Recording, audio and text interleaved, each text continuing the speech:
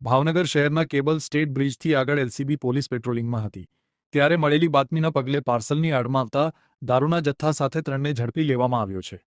Bhavnagar LCB પોલીસે જૂના બંદર રોડ ઉપર કાર કાળભૈરવ દાદાના મંદિર પાસે વોચમાં રહેતા એક કારમાં પ્લાસ્ટિકમાં વીંટાળેલ પાર્સલમાં દારૂનો જથ્થો આવતો હોય તેને ઊભી રાખીને તપાસ કરતા દારૂની બોટલ અને બિયર ટીન મળી 125નો જથ્થો ઝડપી લીધો હતો। પોલીસે 2,91,764નો કુલ મુદ્દામાલ સાથે દિનેશ મુરજીભાઈ સોલંકી, ભગવાન ઉર્ફે ભરત વિશ્રામ ઝાલા, હિતેશ રાજેશભાઈ રાઠોડ અને જીગર ઉર્ફે જીગો પ્રવીણભાઈ જિંજરિયા વિરુદ્ધ ગંગાજળિયા પોલીસ સ્ટેશનમાં ધોરણસર ગુનો નોંધી આગળની કાર્યવાહી સોંપી છે।